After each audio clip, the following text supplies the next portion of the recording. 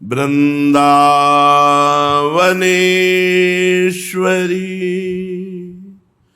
तवैव पदारविन्दम्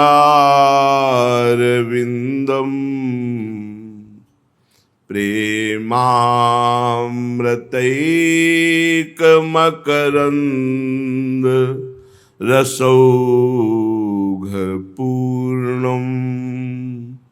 हृद्यर्पितं मधुपते स्मरतापमुग्रम्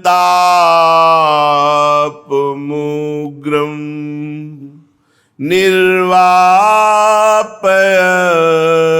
परम शीतलमाश्रयामि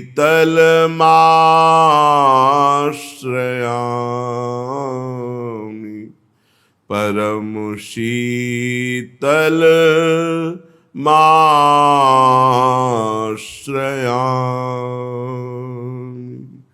परम सच्चिदानंद घन प्रेमानंद स्वरूप नवनिभृत निकुंज महामहिम परम पावन श्री वृंदावन धाम। श्री वृंदावन धाम के लाड़िले युगल सरकार प्राणाराध्य श्री प्रिया प्रीतम जू, समस्त सहचरी वृंद, खग मृग पशु पंछी लता रजरानी यमुना रस रानी, समस्त ब्रजवासी परिकर, श्री प्रिया प्रीतम जू का यदि आश्रय और स्मरण अर्थात प्रभु का आश्रय और स्मरण नहीं है तो पुण्य प्रताप से आप लौकिक उन्नति लौकिक सुख प्राप्त करके भी अशांत चिंताग्रस्त और भयभीत बने रहेंगे। परम शांति निश्चिंतता और निर्भयता तभी जीव को आती है जब वो केवल केवल केवल भगवान की शरण में होता है। रुपया, भोग सामग्री, बड़े से बड़ा पद, बड़े से बड़ी सुविधा, ये आपको निर्भय निश्चिंत निशोक नहीं कर सकती। इसलिए बुद्धिमान मनुष्य शरीरधारी वही है जो अपने चित्त को प्रभु में लगा दे। पुण्य प्रताप से बड़े बड़े पदों में जाकर भ्रष्ट होते देखा जाता है, क्योंकि पुण्य के बल से पदों पर तो पहुंच गए, सुख सामग्री यश कीर्ति मिली, पर वासना उपासना के बिना नष्ट नहीं होती। तो वासना ने ऐसे आचरण करा दिए कि जेल पहुंच गए, ऐसे आचरण करा दिए कि नरक पहुंच गए। न पद काम आया, न वाहवाही काम आई, न रुपया काम आया, जीवन व्यर्थ हो गया। अगर चित्त प्रभु में लगा हुआ है तो आपसे सच्ची बात कहते हैं, अगर चूक भी हो जाए तो प्रभु क्षमा करके उसे आगे बढ़ाते हैं, उसका पतन नहीं होता। इसलिए संपूर्ण शरीरधारियों को सुख के लिए, शांति के लिए, निर्भयता के लिए, निश्चिंतता के लिए, परमानंद के लिए एकमात्र उपाय है भगवान की शरण हो जाना, प्रभु का आश्रय ले लेना। बड़े भाग्यशाली हैं जिनको ये बात पकड़ में आ जाए। नहीं आ जाएगी तो जीवन के अंतिम क्षण तक ये पता चल जाएगा तुम्हें कि हमने बहुत गलत किया और अब हम खाली हाथ जा रहे हैं, हमारे पास वो कुछ नहीं है जो हमें दुख से, शोक से, चिंता से, भय से, मृत्यु से बचा पाए। और अगर कहीं सत्संग की बात पकड़ ली है तो हृदय में फूलन होगी कि 5 नाम सही लेकिन हमारे पास है राधा नाम, 5 नाम है तो 5 नाम ही हिसाब में भारी पड़ जाएंगे, हमारा मंगल कर देंगे, हमें विपत्ति से बचा लेंगे। हमने आश्रय लिया है प्रभु का, वो संभाल लेंगे। ये बात समझ लो। अगर प्रभु से संबंध स्वीकृत आपने नहीं किया और नाम जप नहीं किया तो मन पछितई है, अवसर बीते। समय व्यतीत होने जाने पर पछताने से फिर क्या। स्टेशन थोड़ा विलंब गए, देखा वो गाड़ी छूट गई जिससे जाना था, अब क्या, अब पछताना ही है। ऐसे ही ये जीवन की गाड़ी छूट न जाए, हम अपनी मंजिल तय कर लें। वो है भगवत भजन इकट्ठा करना, खूब नाम रूपी धन इकट्ठा करना और प्रभु के भरोसे दृढ़ हो जाना। हमें कोई भी अन्य आश्रय नहीं बचा सकता इस माया प्रपंच से, एकमात्र प्रभु। इस संसार में छली कपटी मित्र काल के अधीन ये हमारा क्या सहयोग करेंगे। सहयोग तो कालातीत अनंत महिमाशाली प्रियालाल करेंगे। इसलिए ये बात समझ लो, प्रियालाल के सिवा आपका कोई हितकारी यहां नहीं है। जो है वो सब स्वार्थ का नाटक है। श्रुत बनितादि जान स्वार्थ रत, ना करु नेह सभी ते, अंत ही तो ही तजेंगे पामर, तू न तजय बही ते, मन पछतई है अवसर बीते। ये सब स्वार्थ का व्यापार, अंतिम समय कोई साथ नहीं देता, भगवन नाम भगवद आश्रय साथ देता है। श्रीपाद प्रबोधानंद जी महाराज कह रहे, शास्त्राणि मा कर्ण पथम प्रयात, सद्योक्ति का सदगुरुवो नमो नो वाह, वृंदावन प्रेम रसोन्मदान्धम, किमुद्ग्रहम ग्राह्यताति हास्याः। ऐ विद्वान जनों, विद्वज्जनों, अब मुझे तुम्हारी बातों को कानों में प्रवेश भी नहीं करवाना है। चाहे जितनी सत्य युक्तियों के द्वारा आप हमें समझाने की चेष्टा करें, तुम्हारी बातें हम नहीं समझेंगे। और हे जगत गुरुजनों, जो हमारे विश्व के बड़े पूज्य जन महतजन हैं, नमो वह, नमस्कार करते हैं, लेकिन अब आपकी बात नहीं मानेंगे। क्या कहना चाहते हैं श्रीपाद? कह रहे हैं वृंदावन प्रेम रसोन्मदान्धम, मैं वृंदावन के प्रेम रस के मद में अंधा हूं। मुझे वृंदावन की बात सुनाओ, प्रिया प्रीतम की बात सुनाओ, प्रिया प्रीतम की दास्ता की बात सुनाओ तो सुनेंगे, अन्यथा आप समस्त शास्त्रों की विद्वता और सदयुक्तियां और कल्याण की बातें अब हमको नहीं सुनना, क्योंकि मैं वृंदावन के प्रेम में मदान्ध हूं। वृंदावन प्रेम रसोन्मदान्धम, किमुद्ग्रह ग्राह्यताति हास्याः। हो सकता है कि आप लोग हमारा उपहास करें, लेकिन मुझे उपहास से कोई मतलब नहीं। मैंने वृंदावन की शरण ले ली, अब मुझे कोई परवाह नहीं। अस्तुबा मास्तुबा वस्तु यद वयम मृगयामहे, वृंदारण्ये नस्तमेव स्वयमस्तम ब्रजद वपुः। बहुत जोर की निष्ठा। जिस परम तत्व को मुनिजन खोजते रहते हैं, वस्तु यद वयम मृगयामहे, जिस भगवत तत्व की खोज बड़े बड़े महात्मा करते रहते हैं, मुझे उसकी भी परवाह नहीं। वो तत्व ज्ञान मिले या ना मिले, तो आप पा क्या गए? हम श्रीधाम वृंदावन में अपने शरीर को रख रहे हैं और ब्रजद वपुः, और इसी में मिला देंगे। अर्थात वृंदारण्य नष्टमेव स्वयमस्तम ब्रजद वपुः, अपने जीवन को वृंदावन के हाथ में बेच दिया। मिला क्या? बोले वृंदावन प्रेम रसोन्मदान्धम, वृंदावन के प्रेम रस के मद में मैं, अब और कुछ नहीं दिखाई देता, प्रेम ही प्रेम।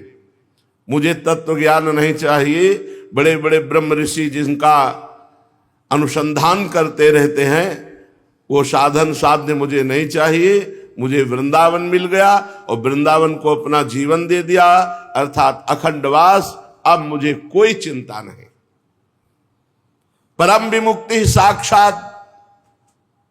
क्यों चिंता नहीं? क्योंकि यहां साक्षात मुक्ति घूम रही है वर्ण करने के लिए। जिसका शरीर छूटा मोक्ष कहते मुझे स्वीकार कर लो, पर प्रियाजू के धाम में शरीर छूटने वाले मोक्ष स्वीकार नहीं करते, वो प्रियालाल का प्रेम स्वीकार करते हैं। इसलिए वो बेचारी खड़ी रहती है, मुक्ति को कोई पूछता नहीं।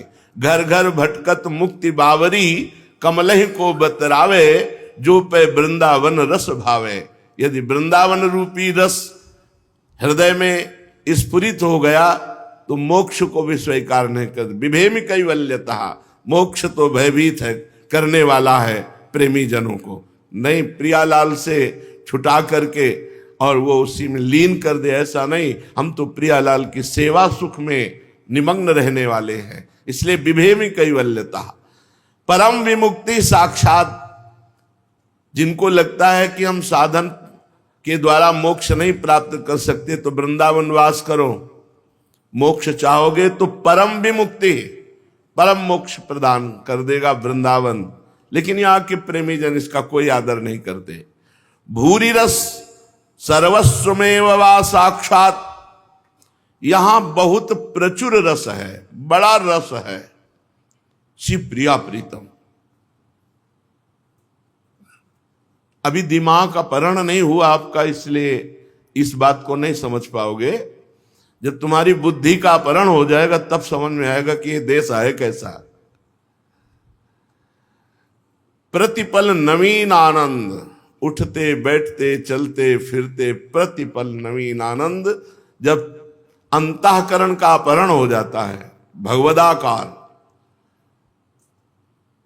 या गुण साधन ते नहीं हुई, तुम्हारी कृपा पाव कोई कोई। तो अपने कोई कोई में ही सब लोग हैं। पूरे विश्व में कितने जीव हैं, उन जीवों में कितने पशु पक्षी हैं, कितने वृक्ष हैं, कितने अन्य योनियां हैं, उनमें कितने मनुष्य, मनुष्यों में कितने भगवत भाव वाले हैं, उन भगवत भाव वालों में कितने ऐसे जो धामवासी हैं, उन धामवासियों में कितने ऐसे जो प्रिया प्रीतम के अनुरागी हैं। सब थोड़ी अनुरागी हैं। श्रीपाद कह रहे हैं भूरि रस सर्वस्वमेव वा साक्षात, प्रचुर रस, सबसे बड़ा रस यहां साक्षात विराजमान है। प्रिया प्रीतम, प्रेम रस, प्रेम के खिलौना दो, खेलत है प्रेम खेल। मूर्तिमान प्रेम स्वरूप प्रिया प्रीतम यहाँ विराजमान है। यहाँ मुक्ति की कौन चाह करे, साक्षात विश्व भाग्य जियाद। विश्व में सबसे बड़ा भाग्यशाली वही जिसने वृंदावन को अपना मान लिया। मेरो वृंदावन, प्राण वृंदावन, सर्वस्व वृंदावन, जीवन वृंदावन। बस दुर्भाग्य उदय हो रहा है, वृंदावन ब्रज क्षेत्र की लताओं का हनन हो रहा है। कल एक आए थे ब्रजवासी जनों, बड़े दुखी थे। उन्होंने कहा कितने सैकड़ों वृक्ष काट दिए गए रात की रात में। जेसीबी लगाए, उखाड़ के फेंक दिए ऊपर से काट करके। आजकल तो सब बिजली की मशीनें हैं, सरल से काटा और काट काट करके लद लद करके बाहर चले। ये वृक्ष 50-50, 100-100 वर्ष में तैयार होते हैं। ये वृंदावन धाम है। वैसे हमें तो लगता है कहीं के वृक्ष नहीं काटने चाहिए, पर धाम के ब्रज 84 कोष के वृक्ष ये सब महात्मा है। घोर अपराध हम नहीं कह रहे, हमारी वाणी जी कह रहे, हरिराम व्यास जी कह रहे हैं, वृंदावन की लता की एक शाखा काटने पर करोड़ों ब्रह्म हत्या का पाप लगता है, करोड़ों गौ हत्या का पाप लगता है। बड़े बड़े वृक्ष, इतने बड़ा पीपल का वृक्ष, बरगद का वृक्ष, नीम का वृक्ष, सब उखाड़। जो परिक्रमा लगाने पर सुख मिलता था, लौट जाओ तो थकान मिट जाए, आज ऐसे कंकड़ हैं कि परिक्रमा लगाना चाहे ना तो पैर चलनी हो जाए, दंडवती लगाना चाहे तो साधक लगाए तो गांठों के सब खाले हट गई, हाथ के सब घायल हो गए। यहाँ की रज का महत्व, रोड का महत्व नहीं, कौन सुने। आधुनिकता बढ़ती चली जा रही है। धाम का जो अस्तित्व है वो तो है ही है, मिटा थोड़ी सकते हो। ये तो चिदानंद है, ढक सकते हो, ढक सकते हो, और ढक रहा है। आधुनिकता बढ़ रही है, भागवतिकता के भाव जहां हमारे प्रकट होते हैं वो सब लुप्त और गुप्त होते चले जा रहे हैं। बहुत दुख है इस बात का। जो वृंदावन की लताएं कटती ना तो हृदय व्यथित होता है। बस तड़प सकते हैं, कुछ कह सकते नहीं। कहीं भी लता हो, दर्शन मात्र से भगवत भजन की वृद्धि करने वाली, गले लगा लो तो समझते हो, पूरे तीर्थ स्नान कर लो ऐसे पवित्र नहीं होगे जैसे वृंदावन की लता को गले लगाने। तमाल, कदम एक ऐसे पावन वृक्ष हैं। अरे यहाँ का नीम बबूल भी परम पवित्र करोड़ कल्प तरुओं को हे करने वाला है। वृंदावन की लता समकोटि कल्प तरुणाएं। ये आधुनिकता से बचावे भगवान धामों को, ये ब्रज भूमि को बचावे। जो आधुनिकता है ये भजनहीन करने वाली है। जो हमारी पूर्व की लता रजरानी ये सब भजन बढ़ाने वाली है। एक लता को रोज ऐसे देख देख कर नेत्रों से पोषित करके उसकी सेवा, तब जाके 25 वर्ष में वो अपना रूप धारण करती है। और 100 50 वर्ष की लताएं ऐसे काट के निर्दयी लोगों ने फेंक दिया, और पैसे के लोभ से, बस पैसा चाहिए। हाँ, 50 लाख रुपया तुम कमा सकते हो, लेकिन ऐसी परिस्थिति इनके अपराध से आएगी कि सब बिटिया मेट हो जाओगे। वृंदावन की ब्रज की लताओं को मत छेड़ो। वृंदावन के पशु पक्षी लता रजरानी यही हमारी सिद्धि है, और इसी का ढकना, इसी का नाश करना शुरू हो चुका है। जिधर देखो लता, कोई जगह खरीदेगा पहले लता का काटना होगा, लता का नाश किया जाए। प्रिया प्रीतम की इस धाम की महिमा लताओं से है। लता भवन सुख शीतल छहा, श्री हरिवंश रहत नित जहां, तहां न वैभवान। जहां देखो, जहां ऐसे पवित्र पवित्र जगहों की लताएं रात रात में काट कर बाहर कर, ये सब आंखों से देखा। ये वृंदावन धाम है। कैसे कैसे पीड़ा। आज तो 500 वर्ष पहले हरिराम व्यास जी लिख गए, कैसे छाती की पीड़ा बताऊं। मथुरा खोद रहा है, वृंदावन कट रहा है। हरिराम व्यास जी पद में लिख गए, मथुरा खोद रहा है और वृंदावन कट रहा है। ये भगवत धामों की किसी तरह रक्षा होनी चाहिए। रजरानी की रक्षा होनी चाहिए, यहाँ की लताओं की रक्षा होनी चाहिए। ये खगमृग पशु पंछियों का देश। बहुत विचित्रता आती चली जा रही, बहुत विचित्रता। भजन के लिए जो चाहिए वो सब धीरे धीरे ढकता चला जा रहा है। और जहां कहीं लताएं हैं भी तो ये दुश्मन लोग लताओं को नहीं रहने दे रहे। ये दुश्मन है वृंदावन धाम के, ब्रज धाम के दुश्मन हैं ये लोग जो लताएं कटाते हैं। ऐसे सुंदर बिल्व वृक्ष, ऐसे सुंदर तमाल, ऐसे तो पता लगाओ कि भाई, तो पता चला कि यहाँ ये भवन बनेगा, यहाँ ये भवन बने। भवन तो बना सकते हो, लता लगाकर उसको पालन पोषण करने के लिए जो मेहनत चाहिए। 50 वर्ष में एक लता ऐसी तैयार होती है जिसके नीचे 10-20 लोग बैठ जाए, और जहां 100 लोग बैठकर कीर्तन कर सकते हैं, ऐसी लताओं को काट काट करके सब फेंक दिए गए। बड़ा दुख होता। और ये यही नहीं, पूरे ब्रजमंडल में और पूरे विश्व में जहां देखो वहां वृक्षों का हनन। और वृक्ष जीवन है, प्रकृति से हमारा पोषण होता है। प्रकृति को शुद्ध रखना और प्रकृति को अनुकूल बनाना ये वृक्षों का है। फिर यहां तो भजन के अनुकूल लता ही है। बैठ रहा कुंजन के कोने, श्याम राधिका गाऊं, किशोरी तेरे चरणन की रज पाऊं। बड़ा विचित्र, बड़ा दुखद हृदय हो जाता है जब ये पता चला कि सैकड़ों वृक्ष रात के ये छठी करामार्ग काट के फेंक दिए गए, ले जाए गए। जिधर बहुत विशाल वृक्ष का नीम का पेड़ होगा, अगर हम 2 लोग ऐसे करें तो उसकी जड़ रात रात में ढा के काट। एक वट वृक्ष, 9 किशोर वट वृक्ष काट के फेंक। ये पीपल का वृक्ष काट के फेंक दे। अरे पीपल भगवान वासुदेव का स्वरूप, वो भी वृंदावन धाम में। वृंदावन धाम में कैसे इनके कुल परंपरा की रक्षा होगी, कैसे इनके परिवार सुखी होंगे जो लताओं का हनन करते हैं वृंदावन की, और बड़ी चतुराई से। तो काल भी बड़ा चतुर है, कोई नहीं कहता काल ने मार दिया। ऐसे फंद रचेगा कि तुम नष्ट हो जाओगे। जहिका विदना दारुण दुख दीन, वही के मत पहले हरिलीन। बुद्धि भ्रष्ट होती पहले नष्ट होने के लिए। रुपया थोड़ी सच्चिदानंद सुख देगा, रुपया थोड़ी महान महिमाशाली मृत्यु और काल से बचा सकता है। इसलिए वृंदावन की लताओं का, यहाँ के पशु पक्षियों का, यहाँ की रजरानी का, यहाँ के महात्माओं, ये महात्माओं का देश है। ये ब्रज 84 कोस कोई साधन भूमि या भोग भूमि नहीं है, ये तप भूमि नहीं है, ये प्रेम भूमि है। यहाँ प्रेम में बावरे सर्वस्व छोड़े हुए राधा कृष्ण के प्रेम में मतवाले जनों का ये स्थान है। अब जहां देखो वहीं सब भगवत भजन विमुख वार्ता, भगवत भजन से विमुख करने वाले दृश्य, भगवत विमुख करने वाली सब चेष्टाएं, धाम में आकर के बढ़िया भागवतिक जीवन व्यतीत करते हुए भजन करके प्रियालाल की प्राप्ति करें। इसलिए ये बड़ा विचित्र है, यहां साक्षात प्रिया प्रीतम खेल रहे हैं, साक्षात प्रिया प्रीतम। और जिसकी देखो जहां जहां लताएं बची थी वहां वहां बुद्धि ऐसी भ्रष्ट होती जा रही। ये वृंदावन धाम है, कृपा हो जाए तो बात समझ में आ जाए। कुछ साधना न करो, पड़े रहो, अपराध न करो तो प्रिया प्रीतम मिल जाएंगे। परम विमुक्ति साक्षात भूरि रस सर्वस्व में वो वा साक्षात। यहां परम मोक्ष, परम मुक्ति वरण करती है जो यहां आश्रय लेता है, वास करता है। अब लताओं को काटोगे, साधु महात्माओं की निंदा करोगे, द्रोह करोगे, ब्रजवासियों को पीड़ा पहुंचाओगे, उनको गालियां दोगे, अपमान करोगे, कहां से भगवत प्राप्ति होगी। पूज्य चंद्रशेखर बाबा जी महाराज कहते थे, ब्रजरज ब्रजलता ब्रजवासी पर श्रद्धा ना रहे तो हम कहते हैं रेगिस्तान में रहोगे तो भगवत प्राप्ति हो जाएगी, वृंदावन में नहीं।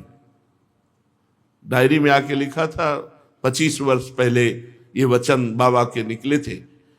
क्यों? यहां सिद्धि है ब्रजरज, ब्रजवासी ब्रजलता, यहां की सिद्धि है। जो ब्रजवासियों के चरणों में झुकता है, ब्रजरज का लेपन करता है और ब्रजलताओं के नीचे प्रियालाल के रस भरे गीत गाता है, यही यहां की सिद्धि है। उसी को प्रेम की प्राप्ति होती है। साक्षादत विश्व भाग्यम जीयाद, विश्व में सबसे बड़ा भाग्यशाली जीव कौन है? बोले जो वृंदावन का आश्रय लिए है, जो वृंदावन का वास स्वीकार किए हैं। और जियाद वृंदावनम श्रुतैर मृग्यम, स्वयं वेद जिस तत्व को नेति नेति कहते हैं वो तत्व यहां मूर्तिमान होकर खेल रहा है। उनके हम घर में रह रहे हैं, मोक्ष और कल्याण ये तो सब धूल धूसरित है। यहां इनकी कोई परवाह नहीं। हमें जो लाभ मिला, धाम आना, धाम का दर्शन, धाम का आश्रय, धाम का वास, इसीलिए कह रहे अस्तुआ मास्तुआ वस्तु यद वयम मृगयामहे। जो बड़े बड़े तत्वज्ञानी मुनीश्वर जिसको खोज करते रहते हैं वो मुझे मिले या न मिले इसकी कोई परवाह नहीं। वृंदारण्ये नस्तमेव स्वयं अस्तम ब्रजद वपुहु, मैंने अपने जीवन को वृंदावन के हाथ में बेच दिया, वृंदावन को समर्पित कर दिया। हरिभक्ति सुरस सिंधु मंथादि सारमुत्थतम किमपि, आश्रय परमोदारम सकलासारम विहाय राधिका रामम। ये हरिभक्ति सुरस का समुद्र है वृंदावन। हरिभक्त की सुंदर रस वृत्ति प्रकट करने वाला ये वृंदावन समुद्र है। अनिर्वचनीय रूप, अनिर्वचनीय लीला, अनिर्वचनीय रस श्रीधाम वृंदावन में प्रकट है। परम उदार वृंदावन का जो वास और आश्रय लेता है वो ऐसी सुरस भक्ति को प्राप्त होता है। दैवोपन्नान्न कृतात्म वृत्ति ही श्री कृष्ण चंद्रेति रसानुवृत्ति ही, वृंदावनैकार्पित चित्त वृत्ति ही किम श्यामहम त्यक्त परम प्रवृत्ति ही। श्रीधाम वृंदावन में प्रियालाल के विधान के अनुसार जैसा आपको वास मिला, जैसा आपको भोजन मिला, जैसी व्यवस्था है उसकी चिंता मत करो। जैसा प्रभु ने उचित समझा वैसा आपको वास दिया है, जैसा प्रभु उचित समझ रहे वैसा आपको आहार आदि की व्यवस्था की है। दैवोपन्नान कृतात्म वृत्ति, अपने शरीर निर्वाह के लिए अपने आराध्य देव के आश्रित रहो। जैसे प्रभु वास दिए, जैसे रख रहे हम राजी हैं उसी में। जोई जोई प्यारो करे सोई मुहि भावे। आकांक्षा करो श्री कृष्ण चंदेति रसानुवृत्ति ही, श्री प्रियाजू और कृष्णचंद्र जू के प्रेम रस में डूबने की आकांक्षा करो। ये आकांक्षा खान पान विश्राम अपनी शरीर व्यवस्था की चिंता मत करो। वो तो दैवोपन्नान कृतात्म वृत्ति है। जो शरीर निर्वाह की वृत्ति है वो तो इष्टदेव के द्वारा पूरी होगी। आप आकांक्षा करो श्री प्रिया और श्री लालजू के प्रेम रस में आविष्ट होने की। वृंदावनैकार्पित चित्त वृत्ति किम श्यामहम त्यक्त परम प्रवृत्ति, मैं समस्त प्रवृत्तियों का त्याग करके, समस्त व्यवहार का त्याग करके एकमात्र वृंदावन वास करता हूं, और जैसी व्यवस्था हमारे लाडली लाल की है उसमें मैं राजी हूं। आकांक्षा करता हूं तो केवल प्रियालाल के प्रेम में आविष्ट होने की, हमारी कामना हो तो केवल श्यामा श्याम के प्रेम में डूबने की, और हमारी शरीर वृत्ति, इसका वास करना, इसका भोजन, इसका वस्त्र, इसकी औषधि, यह इष्ट देव के ऊपर है। वो योगक्षेमम वहाम्य हम, वो स्वयं वहन करते, तुम इसकी चिंता ना करो, तुम तो प्रियालाल के प्रेम में डूबने की चिंता करो। चलते हैं श्रीमद् भागवत महापुराण। प्रसंग चल रहा है, देवराज इंद्र ने अपने गुरुदेव भगवान बृहस्पति जी का अपमान कर दिया। सभा में अप्सराओं का नृत्य हो रहा है, गंधर्वगण गान कर रहे हैं, बड़े बड़े ऋषि मुनि स्तुति कर रहे हैं, समस्त देवता लोकपाल सब बैठे हुए हैं, देवराज इंद्र की सभा लगी। गुरु बृहस्पति देव जी पधारे। गुरुदेव के आने पर समस्त लोकपाल सहित देवता खड़े हो गए, पर देवराज इंद्र इंद्राणी के साथ वैसे ही बैठे रहे, ना कोई हाथ जोड़ना, ना कोई नमस्कार मुद्रा, बस घमंड ये हो जाता है। अगर भगवत विमुख वृत्ति हो जाए तो घमंड बहुत जल्दी चढ़ जाता है, और घमंड हो जाए तो बड़े से बड़ा अपराध हो जाता है। देवगुरु बृहस्पति जी ने देखा कि देवराज इंद्र को त्रिभुवनपति होने का बड़ा घमंड है, इसीलिए खड़ा नहीं हुआ, आदर नहीं किया, वापस लौट गए। जब वो वापस लौट गए तब बुद्धि होश में आई और अपनी बड़ी निंदा की सभा में कि मैंने अपने गुरुदेव का अपमान कर दिया। हाय, ये त्रिभुवनपति पद कितना मदांध करने वाला है कि परम ज्ञानी परम कृपालु भगवान बृहस्पति जी जो हमारे गुरुदेव हैं उनका हमने अपमान कर। अब क्या दौड़े, बृहस्पति जी त्रिका लग गया, उन्होंने देखा कि वो आ रहा है तो अंतर्ध्यान हो गए, और ऐसी जगह एकांत में हो गए कि इंद्र ध्यान करने पर भी नहीं ढूंढ पाए। अब घबरा गए। उनको घबराहट इस बात की हुई कि गुरुदेव नाराज हो गए, ये बात दैत्यों को पता चलेगी तो आक्रमण कर देंगे, और ऐसा ही हुआ। दैत्यजन भगवान शुक्राचार्य जी को गुरु मानते, बड़े पवित्र भाव से आराधना करके उनको अनुकूल कर लिया था। जे ही पता चला कि इनके गुरु से बिगड़ गई, बस फिर आक्रमण करके खूब मार काट मचाई, देवताओं को भगा दिया, देवलोक से देवताओं को भगा दिया। देवराज इंद्र कुछ मुख्य देवताओं के साथ ब्रह्मा जी के पास गए, ब्रह्मा जी से विनय की। ब्रह्मा जी ने कहा तुम्हारा गुरु अपराध बन गया, अब तुम किसी को गुरु बनाओ और वो तुम्हारी रक्षा का भार ले, समर्थ हो तो तुम विजय प्राप्त कर सकते हो। तो ब्रह्मा जी से प्रार्थना की कि हमारा गुरु बनने योग्य कौन है त्रिभुवन में? तो कहा त्वष्टा के पुत्र विश्वरूप जी। विश्वरूप जी बड़े ही जितेंद्रिय, धर्मनिष्ठ, वेदज्ञ और तपस्या के धनी हैं। वो यदि आपके गुरु बनने का पद स्वीकार कर ले तो वो विजय दिला सकते हैं, पर उनमें एक बात है कि उनकी माता दैत्य वंश की है, तो ये भांजे हुए दैत्यों के, तो ये तुम्हारे गुरु तो बनेंगे पर इनका प्रेम दैत्यों के प्रति है, अगर उसको क्षमा कर सको तो ये तुम्हें विजय दिला देंगे। त्वष्टा के पुत्र विश्वरूप जी के पास देवराज इंद्र और बड़े बड़े लोकपाल गए, विनय की और कहा हम आज्ञा भी करते हैं क्योंकि हम श्रेष्ठ देवता हैं, आप हमारे गुरु पद पर विराजमान हो। हमारी प्रार्थना भी है, हमारी आज्ञा भी है।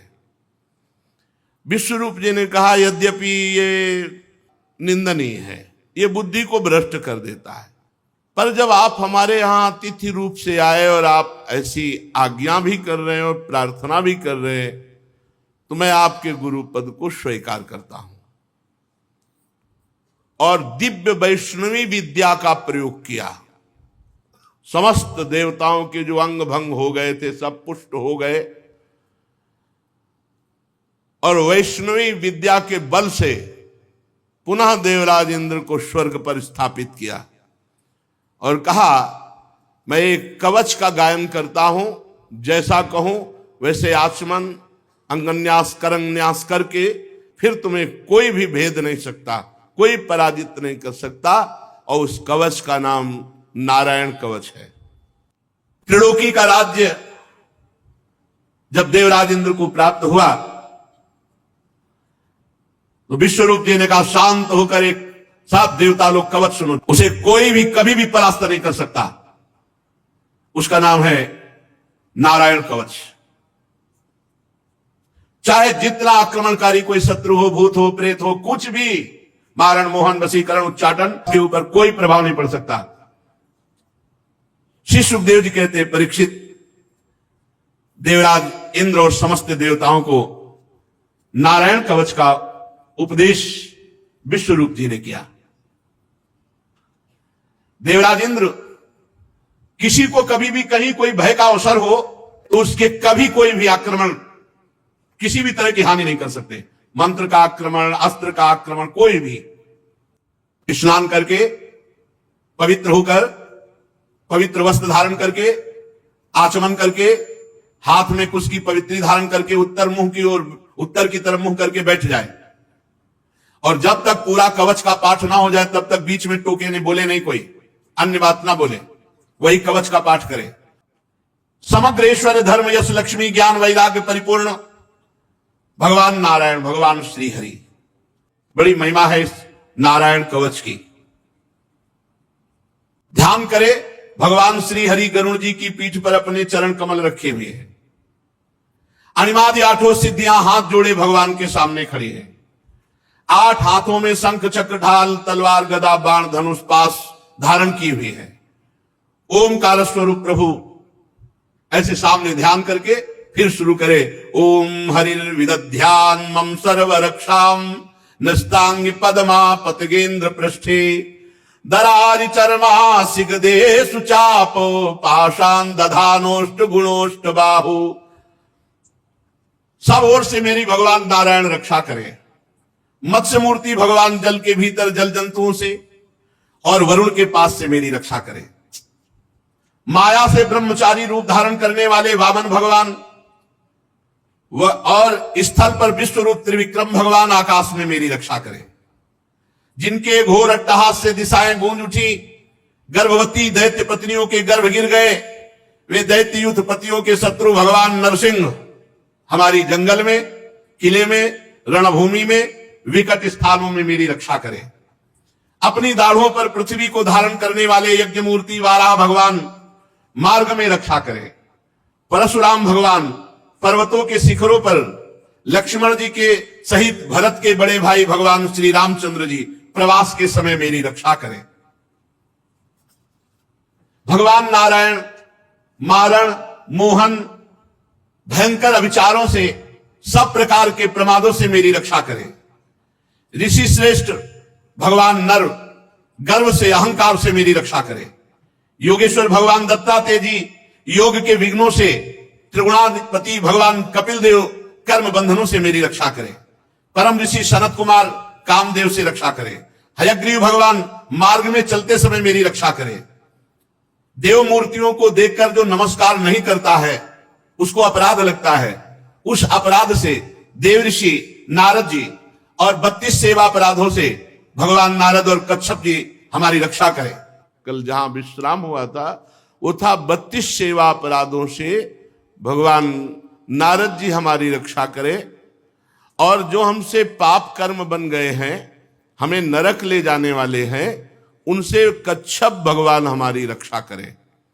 धनवंतरिर भगवान पात्व पथ्याद्वंद्वाद भयादृशभो निर्जितात्मा यज्ञश्च लोकादवताद जनांताद बलो गणात् क्रोध वशाद हिंद्रः द्वैपायनो भगवान प्रबोधात् बुद्धस्तु पाखंड गणात् प्रमादात् कल की कले काल मलात प्रपातु धर्मावनायो रुकृतावतार माम केशवो गदया प्रातरव्याद गोविंद आसंगव मात्र वेणु नारायण पर्णि उदात्त शक्तिर मध्यम दिने विष्णुरनीन्द्र पाणि।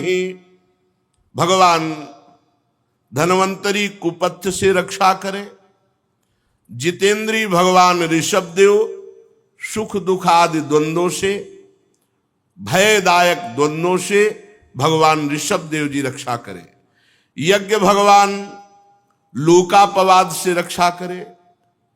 भगवान बलराम जी मनुष्यकृत कष्टों से रक्षा करें। भगवान अनंत शेष जी क्रोधवश नामक सर्पों के गणों से मेरी रक्षा करें। भगवान श्री कृष्ण द्वैपायन व्यासदेव जी अज्ञान से हमारी रक्षा करें। बुद्ध देव भगवान पाखंडियों से और प्रमाद से हमारी रक्षा करें। धर्म रक्षा के लिए महान अवतार धारण करने वाले भगवान कल की पाप बहुल कलिकाल के दोषों से हमारी रक्षा करें। प्रातः काल भगवान केशव अपनी गदा लेकर हमारी रक्षा करें। दिन चढ़ाने पर भगवान गोविंद अपनी बांसुरी अधरों पर विराजमान करके हमारी रक्षा करें। दोपहर के पहले भगवान नारायण तीक्ष्ण शक्ति लेकर और दोपहर को भगवान विष्णु सुदर्शन चक्र के द्वारा हमारी रक्षा करें। तीसरे पहर में भगवान मधुसूदन अपना प्रचंड धनुष लेकर मेरी रक्षा करें।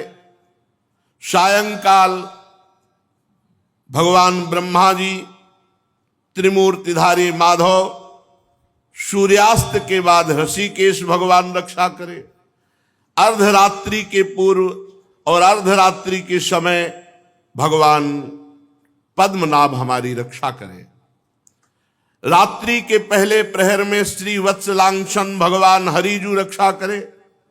उषा काल में खड्गधारी भगवान जनार्दन रक्षा करें। सूर्योदय से पूर्व श्री दामोदर भगवान और संध्याओं में कालमूर्ति भगवान विश्वेश्वर हमारी रक्षा करें। हे सुदर्शन चक्र, आपका आकार चक्र की तरह है जैसे रथ का पहिया। आपके किनारे का भाग प्रलयकालीन अग्नि के समान अत्यंत तीव्र है। आप भगवान की प्रेरणा से ही भक्त रक्षा के लिए जाते हैं और सदैव आप घूमते रहते हैं।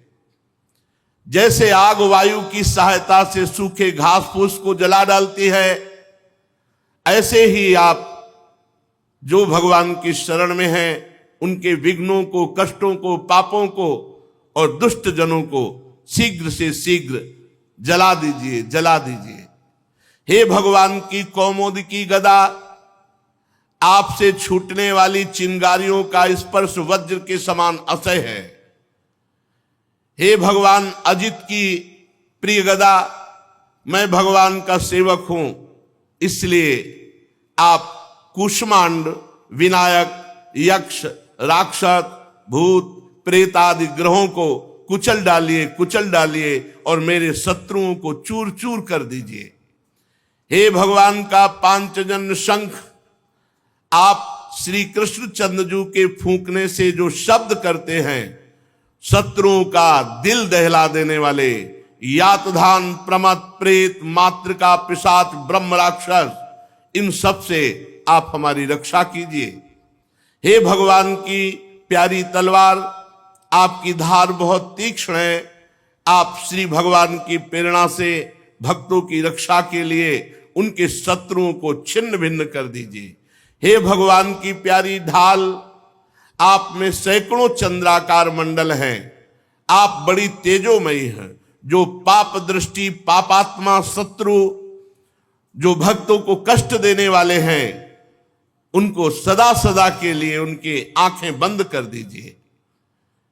सूर्य आदि ग्रह, पुच्छल तारे, केतु, दुष्ट मनुष्य, सर्प आदि रेंगने वाले जंतु, दाढ़ों वाले हिंसक पशु, भूत प्रेत आदि पापी प्राणी, ये जो हमें भय दे, जो हमारा मंगल विनाश करने वाले हैं, हे भगवान के नाम, हे भगवान के आयुध, भगवान नाम कीर्तन के प्रभाव से तत्काल समस्त अमंगल नष्ट हो जाए। बृहद रथंतर सामवेदी स्तोत्रों द्वारा जिन श्री भगवान की स्तुति की जाती है, वेद मूर्ति भगवान गरुण देव जी, विश्वक्सेन जी भगवान के नामों का उच्चारण, नामों का कीर्तन करने से समस्त विपत्तियों का नाश कर देते हैं। हे हरि के नाम आप महान महिमामय हो, हे हरि के वाहन आप महिमामय हो, हे आयुध, हे भगवत पार्षद आप हमारी बुद्धि, इंद्री, मन और प्राणों की समस्त विपत्ति आपत्तियों से रक्षा कीजिए। जितना भी ये कार्य कारण जगत है सब वास्तव में भगवान ही बने हुए हैं। इस सत्य के प्रभाव से हमारे सारे अमंगल नष्ट हो जाएं, सारे उपद्रव नष्ट हो जाएं। जो लोग ब्रह्म और आत्मा की एकता का अनुभव कर चुके हैं, उनकी दृष्टि में भगवान का स्वरूप समस्त विकल्पों और भयों से, भेदों से रहित है। फिर भी माया शक्ति के द्वारा भूषण, आयुध और विविध प्रकार की शक्तियों को भगवान धारण करते हैं।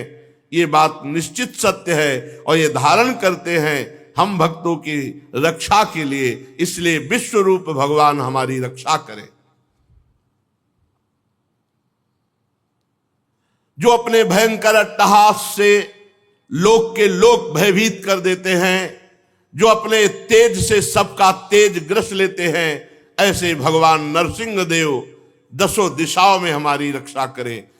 ऊपर नीचे, दाएं बाएं, बाहर भीतर जो हमारे शत्रु हैं उनसे हमारी रक्षा करें। विश्वरूप जी ने देवराज इंद्र से कहा, ये मैंने तुम्हें नारायण कवच सुना दिया, इस कवच को अपने में स्थापित करो, तुम सुरक्षित हो गए हो। अब अनायास तुम दैत्य उत्पत्तियों को जीत लोगे। जो नारायण कवच तुम्हें हमने सुनाया, इसे जो सुनेगा उसके सारे पाप नष्ट हो जाएंगे। तो कोई भी शत्रु से परास्त नहीं कर सकता। वो नेत्रों से देख ले या पैर से छू ले तो तत्काल समस्त भयों से मुक्त हो जाएगा। ये वैष्णवी विद्या है। प्रेत, पिशाच आदि नहीं कभी आएंगे, बाघ आदि, सर्प आदि ये जीव कभी नहीं काटेंगे, अकाल मृत्यु नहीं होगी। बड़ा दिव्य है ये नारायण कवच। प्राचीन काल की बात है कि एक कौशिक गोत्री ब्राह्मण इस नारायण कवच को धारण करके उसका शरीर मरुभूमि में छूट गया था।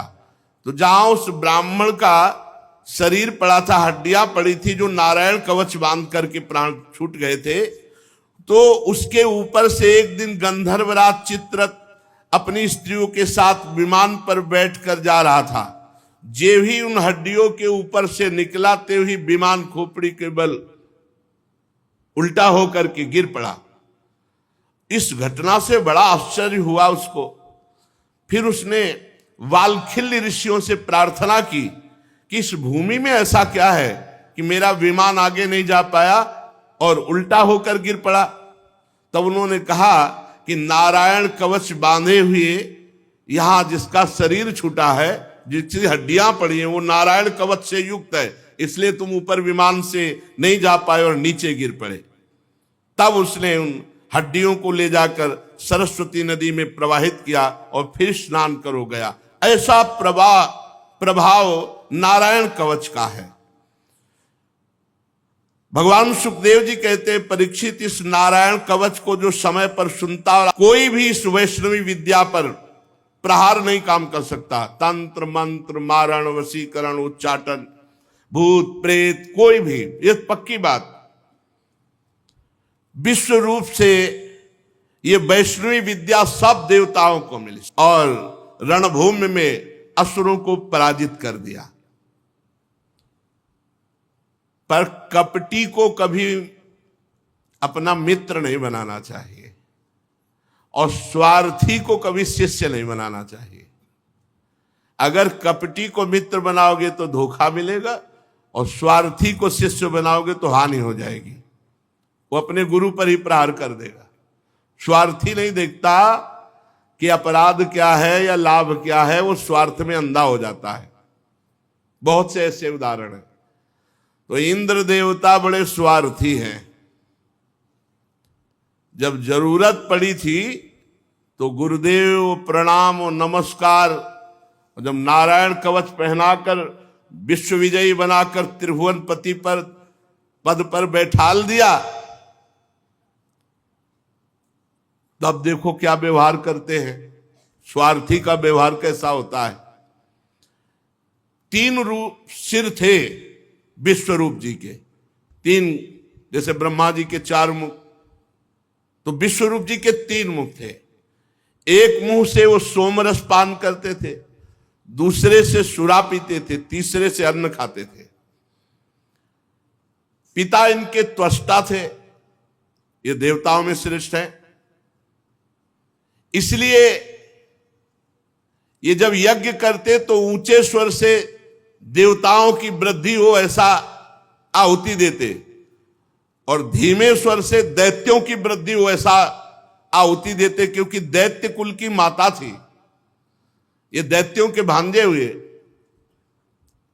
और त्वष्टा देवता थे, उनके ये पुत्र थे। तो जब गुरु पद पे बैठे तो उच्च स्वर से आहुति देते देवताओं की बल वृद्धि हो, और धीमे स्वर से आहुति देते कि दैत्यों की भी, क्योंकि वो मामा है, माता उसी कुल की थी। देवराज इंद्र जब त्रिभुवन पति पद पर बैठ गए, नारायण कवच धारण कर लिया, विश्वरूप जी ने उनको जिता भी दिया।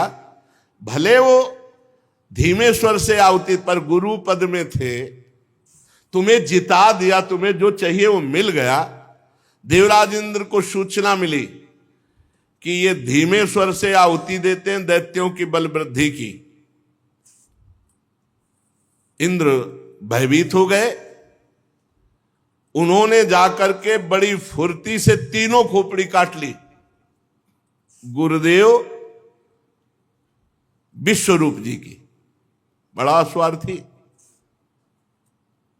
ये अक्षम्य अपराध।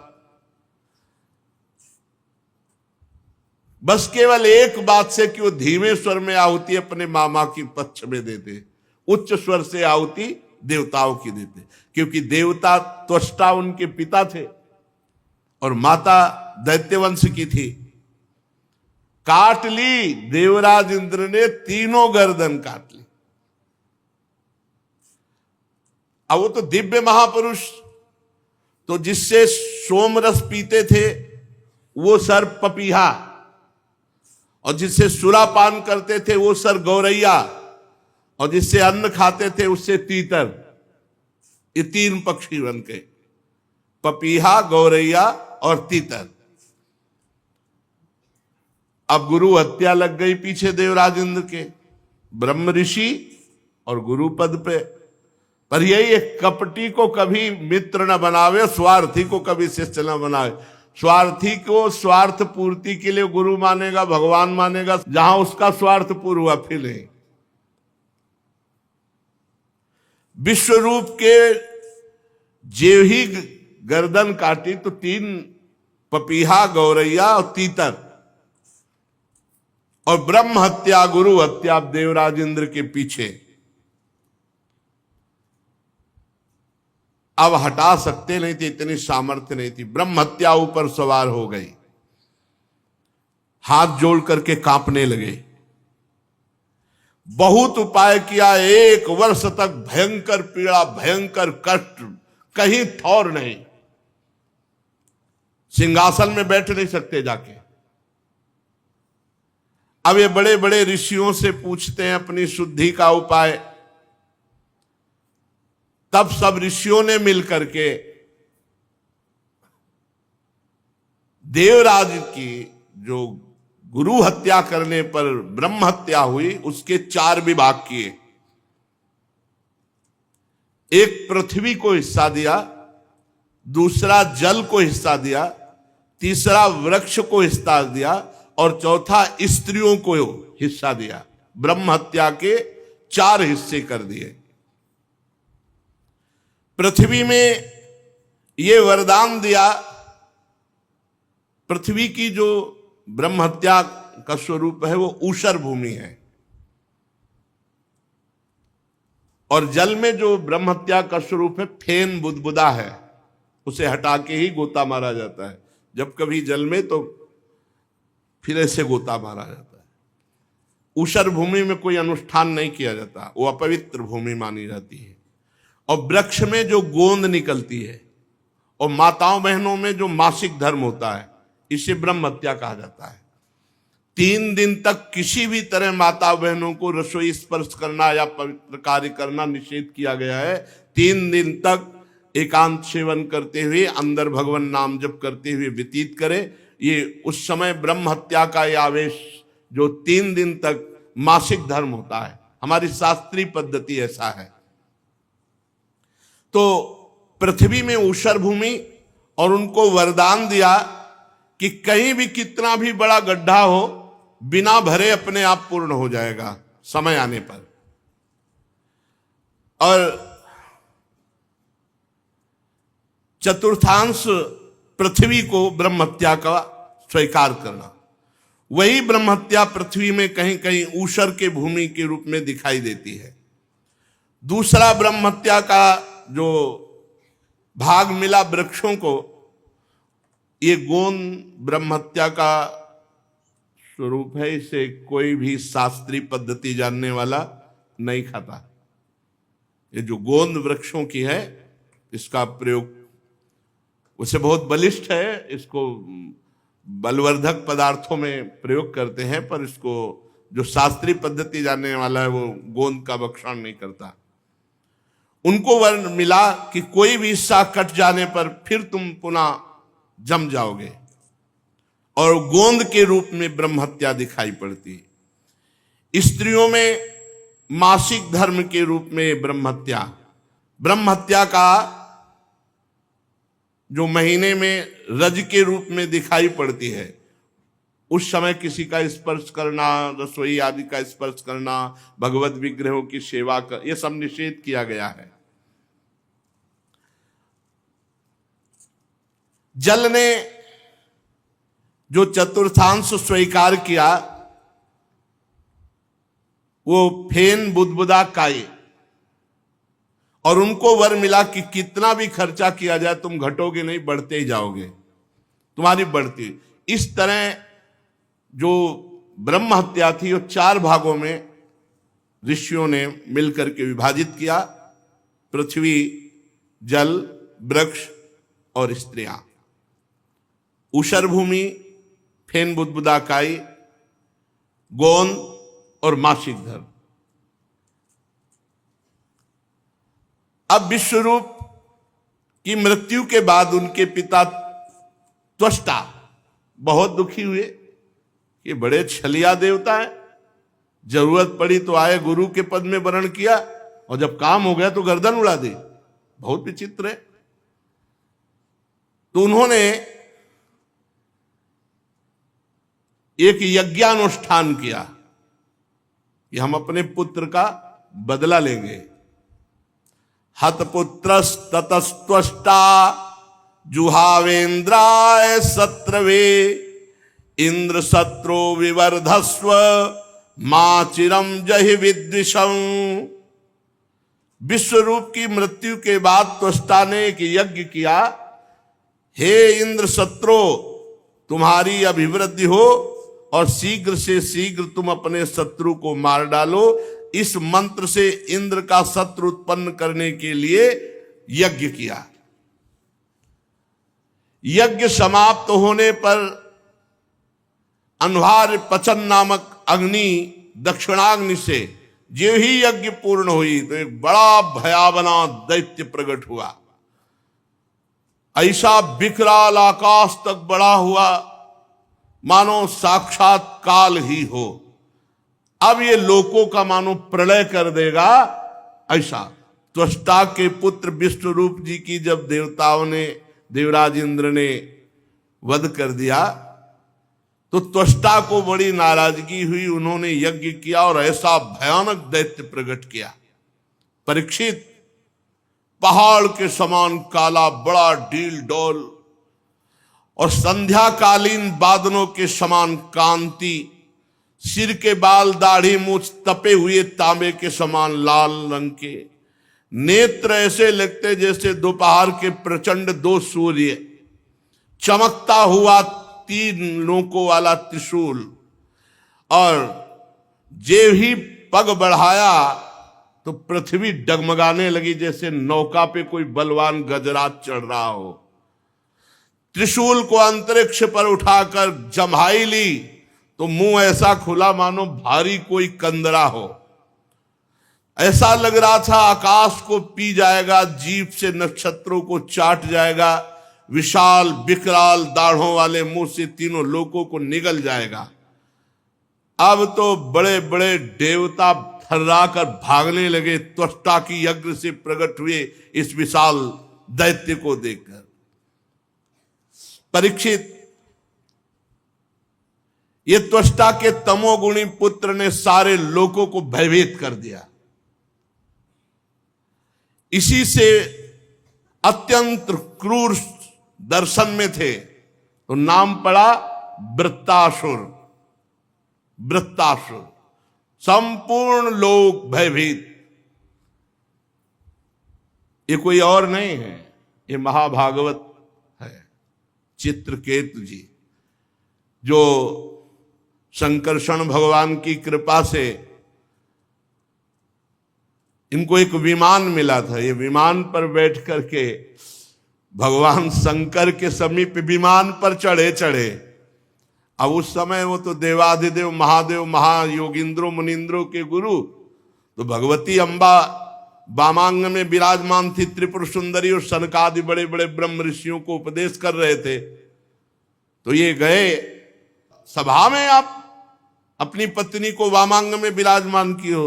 भगवान शिव तो कुछ बोले ले।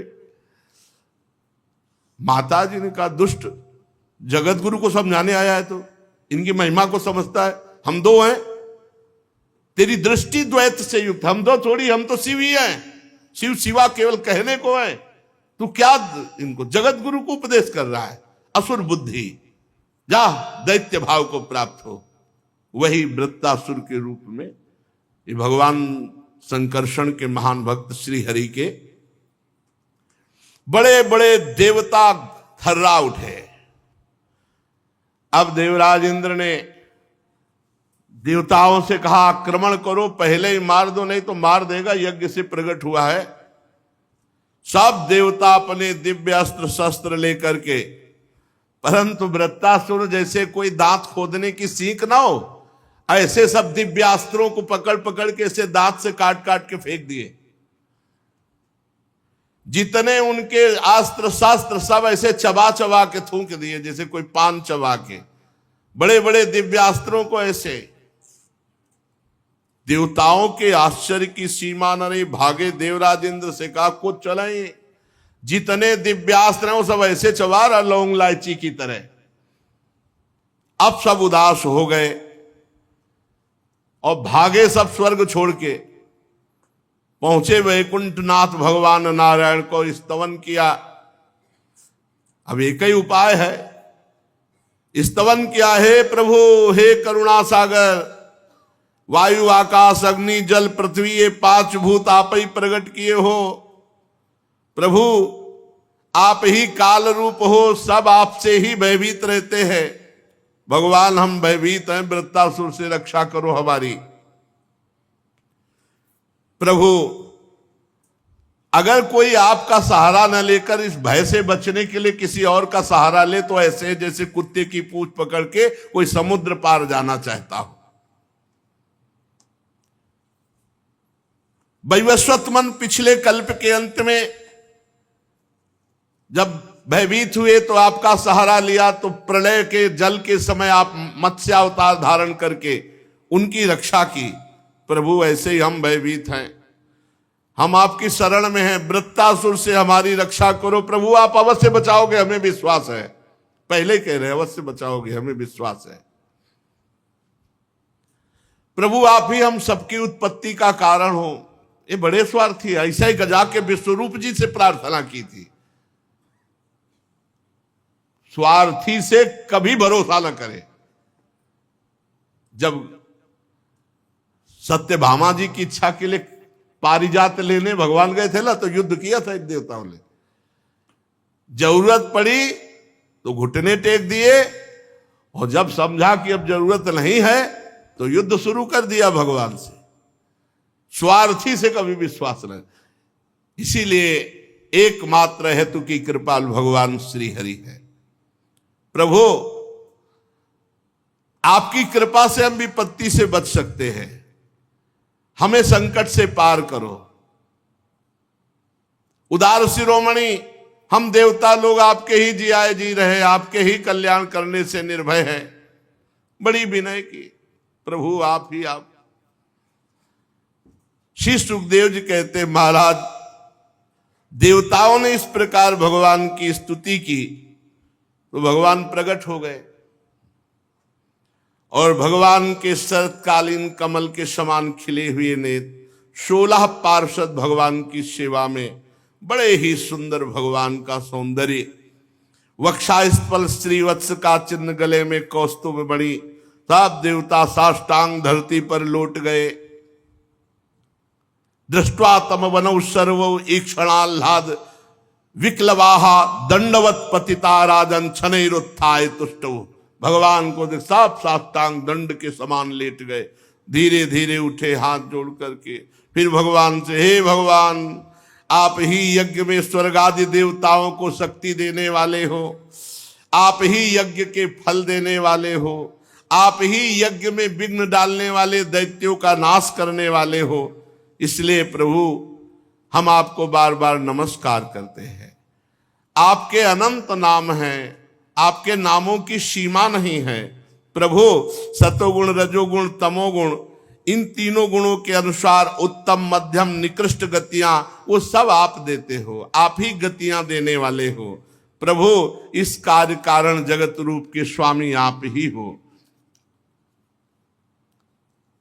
हे भगवान, आपकी अगणित महिमा है।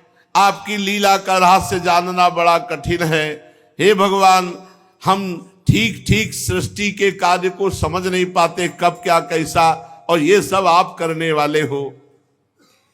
प्रभु, आप अंतर्यामी हो, आप अंतरात्मा हो। नाथ, श्रुतियां आपका केवल नेति नेति कह के वर्णन करती है। हे मधुसूदन, आपकी महिमा रस का अनंत समुद्र है। उन्हें नन्हे से सीकर एक बार थोड़ा सा कोई आनंद चख ले तो परमानंद में डूब जाता है। प्रभु, जो थोड़ा सा नाम का स्वाद चख ले, थोड़ा सा आपकी महिमा प्रेम रस की चख ले, तो उसको लोक परलोक के सारे विषय विष के समान लगने लगते हैं। वो सब भुला देता है और आपके प्रेम में उन्मत्त हो जाता है। जानते हैं देवता ये बात, लेकिन वो प्रेम में मगन नहीं हो सकते, इतना विषय विलासिता है। हे मधुसूदन, आपके प्यारे भक्तजन आपके चरण कमलों की सेवा में मगन रहते हैं, और जो आपकी चरण सेवा में मगन रहते हैं, जन्म मृत्यु रूप संसार चक्र कभी उनको छू नहीं सकता। कल्याण का कल्याण हो गया। प्रभु, आपकी महिमा त्रिलोकी में कोई गा सके ऐसा नहीं। आप हमारे पिता हैं, पितामह हैं, सब कुछ है, आप हमारी रक्षा कीजिए। हे प्रभु, इस वृत्तासुर से हमारी आप रक्षा कीजिए। आप अचिंतेश्वर संपन्न जगत के परम गुरु हैं, सर्वशक्तिमान श्री कृष्ण। हम नहीं जानते कि कितना बल है वृत्तासुर का, पर इतना जानते हैं कि वो स्वर्ग को निगल सकता है। हमारे अस्त्र शस्त्र से सब चबा गया, अगर आप उपाय नहीं बताओगे तो स्वर्ग को निकल जाएगा, वो तीनों लोकों को ग्रस जाएगा। प्रभु, आप मार डालो। प्रभु, आपकी कीर्ति होगी, आप मार डालो, आपकी बड़ी प्रशंसा होगी। अब जब, हे प्रभु, हम आपको नमस्कार करते हैं। जब देवताओं ने भगवान की स्तुति इस तरह की, तो भगवान ने कहा, ठीक है, हम आप पर प्रसन्न हैं। देव शिरोमणियों, जब हमारा कोई आश्रय ले लेता है तो हर संकट से हम उसे बचाते हैं। अब कोई ऐसा संकट नहीं है जो दुर्लभ हो और हटाया न जा सके। जो पुरुष मेरी शरण में आ जाता है मैं उसकी इच्छा की पूर्ति कर देता हूं। मुक्ति चाहता है तो मुक्ति, भोग चाहता है तो भोग, जो चाहता है, संकट निवृत्ति चाहता है तो संकट निवृत्ति। पर जो मेरी आराधना करते हैं वो जब मेरे से विषय मांगते हैं, ध्यान से सुन लेना, जो मेरी आराधना करते हैं मेरे भक्त हैं, और जब वो मेरे से विषय मांगते हैं तो जैसे रोगी से कोई कुपथ्य मांगे तो नहीं देता, ऐसे मैं उसे नहीं देता। हमारे भगवान कितने कृपालु हैं। रोगी से जैसे कुपथ्य मांगे मरीज तो नहीं देता, ऐसे जब मेरे भक्त मेरे से विषय मांगते तो मैं उसे नहीं देता। मैं वृत्तासुर को तो नहीं मारूंगा, लेकिन मारने का उपाय बता दूंगा। क्यों? भगवान का वो भक्त है। वृत्तासुर जी भगवान के भक्त हैं, बड़े अनन्य भक्त हैं। देर मत करो, जाओ दधीचि ऋषि के पास जाओ। उनका शरीर परम पवित्र हो चुका है। उपासना, व्रत, तपस्या, भजन से रोम रोम, नस नाड़ी, हड्डी सब पवित्र हो गई है। उनसे उनका शरीर मांग लो। दधीचि ऋषि ब्रह्मबोध संपन्न महापुरुष है। जो ही शरीर मांगोगे वो दे देंगे। ब्रह्मबोध संपन्न महापुरुषों को शरीर से तनिक भी प्रियता नहीं होती। अश्वनी कुमारों को घोड़े के सिर से उपदेश करने के कारण उनका एक नाम अश्वशिरा भी है। उनकी उपदेश की हुई अध्यात्म विद्या के प्रभाव से अश्वनी कुमार जीवन मुक्त हो गए हैं। जाओ अथर्ववेदी दधीचि ऋषि से ये जो नारायण कवच तुमने सुना, ये दधीचि ऋषि ने त्वष्टा को सुनाया, त्वष्टा ने विश्वरूप को, विश्वरूप ने तुम्हें, उसी से तुम विजय को प्राप्त हुए और उन्हीं विश्वरूप को मारा। इसीलिए त्वष्टा ने बदले के लिए इनको प्रकट किया है। जाओ तुम मांगो जाकर शरीर दधीचि ऋषि से, और अश्वनी कुमार को साथ ले जाना, वो अवश्य दे देंगे। फिर उनके शरीर से उनकी हड्डियां निकालना और उन हड्डियों को विश्वकर्मा के द्वारा एक आयुध अस्त्र तैयार करना। उस अस्त्र में इतनी सामर्थ होगी कि वृत्तासुर का सर काट लेंगे, अन्यथा कोई अभी तक अस्त्र ही नहीं है। दिव्यास्त्रों को तो लौंग इलायची की तरह वृत्तासुर जी चबा रहे थे। वृत्तासुर के मर जाने पर तुम लोगों को फिर से तेज अस्त्र, शस्त्र और संपत्तियां प्राप्त होंगी। जाओ, तुम्हारा कल्याण हो। और संभावी जो मेरी शरण में आ जाता है उसके सारे संकटों की निवृत्ति हो जाती है। श्री सुखदेव जी कहते, परीक्षित, विश्व के जीवन दाता श्री हरि इंद्र और देवताओं को ऐसा आदेश देकर अंतर्धान हो गए। अब देवता लोग अथर्ववेदी दधीचि ऋषि के पास जाकर के साष्टांग दंडवत की और दधीचि ऋषि से कहा कि भगवान ने आदेश किया है कि आप अपना शरीर हमें दे दो। देवताओं की ये बात सुनकर दधीचि जी बहुत हंसे आनंद में, और देवताओं से कहा, देवताओं, क्या तुम्हें ये बात पता नहीं कि सबको अपना शरीर कितना प्रिय है और मरते समय कितना भयानक कष्ट होता है? जब तक चेत रहता है तब तक असह्य पीड़ा होती प्राणों के त्यागने में, और जब मूर्छित हो जाता है तो बात अलग है। जीव को जगत में जीवित रहने की बड़ी इच्छा होती है। ये शरीर बड़ा अनमोल प्रिय वस्तु है, और तुम मांग रहे हो कि शरीर दे दो। कौन होगा जो शरीर देने का साहस करेगा? ऐसी स्थिति में स्वयं भगवान आके मांगे तो भी देने के लिए तैयार कोई नहीं होगा। बड़ा शरीर प्रिय है कहने की बात अलग है, धर्म के लिए अब कह तो रहे हैं, प्राणों का मोह त्याग करके काम विजयी बनो, क्रोध विजयी बनो, लोभ विजय हो। कैसे कहा जाए? शास्त्र कह रहे, गुरु कह रहे, भगवान कह रहे, मान लो ना। ये बात परीक्षा के लिए कही थी। अब देवता क्या बोलेंगे? नहीं, दधीच ऋषि ब्रह्म ऋषि हैं, इनको बिल्कुल शरीर से कोई लगाव नहीं।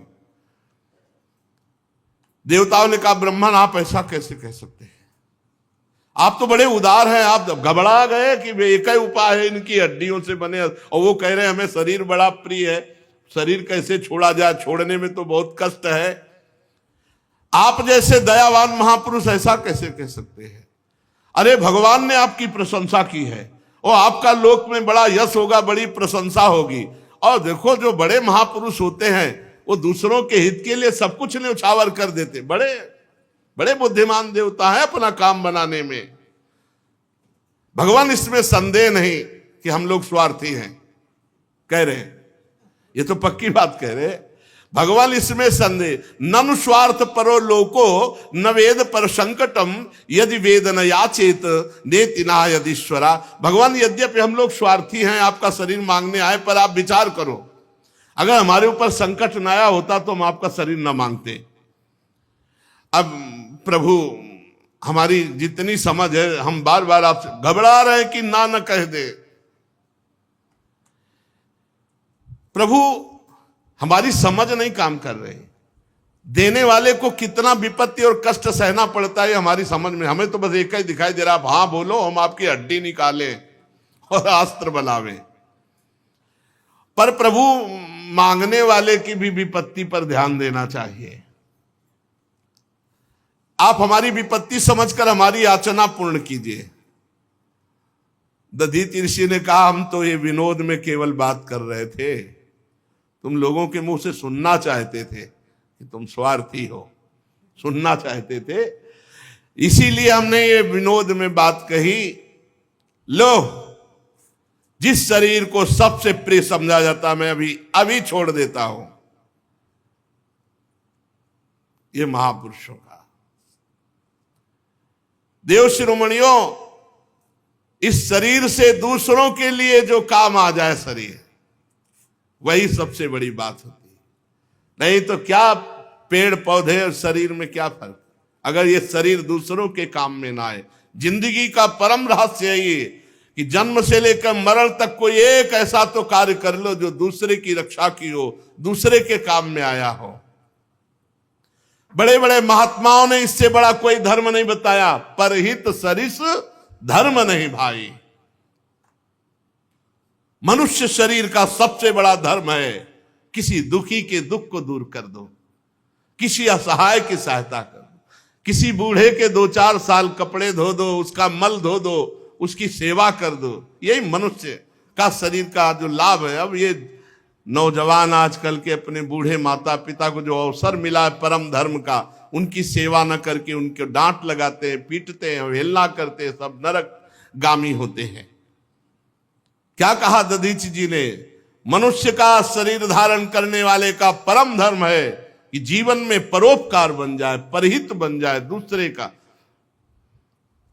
एक बार महाराज जी ने कहा कि अगर किसी की सौंच धोने को मिल जाए, सेवा करने को मिल जाए, लंगोटी धोने को मिल जाए, कफ आदि फेंकने को मिल जाए, तो यह अहंकार नष्ट हो जाए।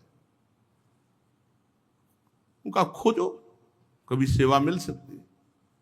तो गुरु प्रसाद से श्रीधर बाबा की सेवा मिली। सच्ची कहते हैं, जो दूसरों की सेवा से हृदय का अहम गलित होता है, वो किसी और उपाय से नहीं होता। सेवा मिल जाए बस।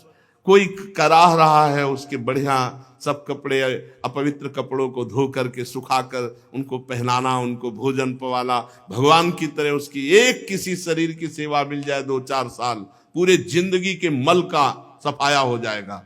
बहुत बड़ा कार्य है पर सेवा करना। जगत का ये शरीर, ये धन, ये जन, ये बल, ये वैभव, ये सब क्षण भंगुर है। यदि ये किसी के काम में आ गया, यही सार्थक है, किसी के काम आ जाए। कितने दुख की बात है मरण धर्मा शरीर से दूसरों का उपकार न करके दूसरों का शोषण करते हुए जो मरते हैं, बड़ी हानि कर ली, बड़ी हानि कर ली। दधीच ऋषि ने समस्त देवताओं के सामने आंख मूंदी और ओम प्रणव का उच्चारण किया और शरीर छोड़ दिया। यह है समर्थ महापुरुषों की महिमा। परब्रह्म परमात्म तत्व में स्थूल शरीर को छोड़ करके विलीन हो गए। वो इंद्रिय विजेता थे, प्राण विजेता, मन विजेता, बुद्धि विजेता, तत्वमयी दृष्टि। और उनको पता भी नहीं चला कि हमारा शरीर कब छूट गया। ऐसे स्वरूप में स्थित महापुरुष लिखा है। जब वो शरीर छोड़ रहे थे तो उनको पता भी नहीं चल रहा था। जैसे केचुल छोड़ने में सांप को कोई कष्ट नहीं होता, अपने पुराने कपड़े छोड़ने में कोई कष्ट नहीं होता, ऐसी स्थिति। यथाक्षा सुमनो बुद्धिस तत्वदृग्ध्वस्त बंधन आस्थिता परमम योगम न देहम बुबुधे गतम। कब छूट गया शरीर पता ही नहीं चला, ऐसी ब्रह्म स्थिति। अब तो विश्वकर्मा के द्वारा महर्षि दधीच की हड्डियों से अस्त्र बनाया गया, जिसका नाम हुआ वज्र। वज्र। अब दधीच ऋषि की अस्थियों से बना हुआ वज्र हाथ में लेकर समुद्र मंथन से निकले हुए ऐरावत हाथी पर विराजमान हुए। ऐरावत हाथी समुद्र मंथन से निकला। सब देवता लोग, सेना उनके साथ, त्रिलोकी को हर्षित करते हुए वृत्तासुर वध के लिए धावा बोल दिया देवराज इंद्र ने। ठीक वैसे ही जैसे भगवान रुद्र क्रोधित होकर स्वयं काल पर आक्रमण कर रहे हो। सेनापतियों के मन में बड़ा उत्साह था कि भगवान ने कहा है इस अस्त्र से वो मारा ही जाएगा। नर्मदा के तट पर दैत्यों ने आवाहन किया, ललकारा देवता। वहां देवराज इंद्र हाथ में वज्र लिए, रुद्र वसु आदित्य दोनों अश्विनी कुमार, पितृगण, अग्नि, मरुदगण, ऋभुगण, साध्यगण, विश्व देवता, ये सब। और वृत्तासुर आगे अकेले पूरी पृथ्वी को डगमगाता हुआ और पीछे दैत्य सेनापति उसकी नमुची, संबर, अनर्वा, द्विमूर्धा, ऋषभ, अंबर, हयग्रीव, शंकुशिरा, विप्रचित्री, अयोमुख, पुलोमा, बृहस्परमा, प्रहेती, हेती, उत्कल, सुमाली, माली, हजारों दैत्य पीछे। और दैत्य तो वैसे ही घमंडी स्वभाव के होते हैं, सिंहनाद कर रहे थे और देवसेना पर प्रहार करने लगे। गदा, परिग, बाण, प्रास, मुदगर, तोमल, शूल, फरसा, तलवार, तोप, भुषुंडी, इन सब से देवताओं को ढक दिया। कोई भी देवता ऐसे नहीं दिखाई दे रहा था जैसे बादल से सूर्य भगवान ढक जाए। परीक्षित, लेकिन ऐसा प्रभाव वज्र का, एक वज्र के प्रहार से हर अस्त्र के हजारों टुकड़े हो गए, क्योंकि ब्रह्म ऋषि दधीच की हड्डियों से बना हुआ। हजार हजार टुकड़े एक एक अस्त्र के कर दिए। इतना दिव्यास्त्र वज्र। और प्रभाव ये कि दिव्यास्त्र वज्र के प्रभाव से किसी के पास कोई अस्त्र नहीं रह गया। दैत्यों के पास अस्त्र ही नहीं रह गए, सब नष्ट हो गए, अंतर ध्यान हो गए। इतना दिव्य प्रभाव वज्र का, क्योंकि महान तपस्वी भजनानंदी भगवत प्राप्त महात्मा दधीच की हड्डियों का अस्त्र। तब वो देवसेना पर पर्वत उखाड़ उखाड़ के बरसाने लगे, बड़े बड़े पर्वत। तो जैसे अस्त्रों को काट दिया था वज्र ने, ऐसे पर्वतों को धूल बना के उड़ा दिया वज्र ने। जब वृत्तासुर ने देखा कि हमारे अनुयायी तो हर तरह से हार रहे हैं, तो एक भी देवता सकुशल ना बचे, इसलिए दुर्मद महाबली पृथ्वी को डगमगाता हुआ आगे बढ़ा। जैसे भगवत विमुख पुरुष का भगवत भक्त के ऊपर किया हुआ मारण मोहन वशीकरण उच्चाटन सब व्यर्थ हो जाता है, ऐसे ही दैत्यों का घमंड तो नष्ट हो गया वज्र के प्रभाव से, और वृत्तासुर को ही अकेले छोड़ के सब भाग पड़े दैत्य, कोई टिका नहीं, सबके अस्त्र गायब हो गए, नष्ट हो गए। वृत्तासुर धीरे धीरे महान मद से युक्त आगे बढ़ा। देवता देखकर भयभीत होकर भाग गए। देवताओं की जो सेना थी, जब देखा कि वृत्तासुर आ रहे हैं तो अस्त्र नहीं चलाए, देखे के वापस हो गए, क्योंकि इतना भयानक स्वरूप, इतना बलवान। तुम लोग मृत्यु से क्यों भयभीत हो रहे हो, युद्ध भूमि से क्यों भाग रहे हो, ललकारा वृत्तासुर ने। कोई बात नहीं सुन रहा इस समय, मतलब पहाड़ का पहाड़, आकाश को घेरे हुए वृत्तासुर। वृत्तासुर देवताओं से क्रोध से तिलमिलाता हुआ, ओठ को चबाता हुआ, और जो देव सेना डटी हुई थी पैरों से ऐसे जैसे कोई घास फूस रौंदे, ऐसे देवताओं को रौंदता हुआ आगे बढ़ा और डांटा, ए क्षुद्र देवताओं, कायरो, रणभूमि में पीठ दिखा के भागने में तुम्हें शर्म नहीं आती? तुम सूरवीर मानते हो अपने को, डरपोको, तुमको जहां प्रशंसा मिलती वहीं गरजते हो, स्वर्ग में देवता बने पूजते हो, आओ हमारे सामने। तुम्हारे मन में अगर किसी के भी युद्ध का उत्साह हो तो सामने आओ, क्षण भर कोई नहीं टिका। वृत्तासुर इतना बड़ा बलवान डील डोल का था कि देवता सब छोटे छोटे लग रहे थे, और क्रोध में जब सिंहनाद किया तो अचेत हो गई देवसेना। वृत्तासुर जी ने गर्जना जब की तो मूर्छित हो गए देवता। देवता मूर्छित है, ऐसा लग रहा है जैसे बिजली गिर गई हो सबके ऊपर, और उनको पैरों से रौंदते हुए आगे बढ़ रहा है। मदोन्मत्त गजराज जैसे कोई नरकट का बन रौंद डाले, ऐसे मूर्छित देवताओं को। रणबाकुरा वृत्तासुर हाथ में त्रिशूल लिए और नेत्र बंद किए भयभीत देवसेना को कुचल रहे थे पैरों से। वज्रपाणी देवराज इंद्र ये करतूत सह न सके, और उन्होंने एक भयंकर गदा चलाई वृत्तासुर पे। वृत्तासुर ने देखा देवराज इंद्र ने गदा चलाई है, तो बाएं हाथ से ऐसे पकड़ लिया, उसे मीस के फेंक दिया, और जब उसको मीस के फेंका तो देवराज इंद्र के वाहन ऐरावत के माथे पे लगी, तो घुटने टेक दिए ऐरावत ने। इंद्र ने प्रशंसा की, वाह वीर वाह, ऐरावत को कोई घुटने टिका सके, ऐसा वीर नहीं। खून उगलता हुआ देवराज इंद्र का ऐरावत हाथी घुटने के बल हो गया। होश आया तो 28 हाथ पीछे गिरा जाके, चक्कर ऐसा 28 हाथ पीछे। देवराज इंद्र ने अपने ऐरावत पर दाहिने हाथ का, अमृत सा भी हाथ है, जो ऐसे किया तो पूर्ण स्वस्थ। युद्ध धर्म के मर्मज्ञ वृत्तासुर ने कोई प्रहार नहीं किया, शांत।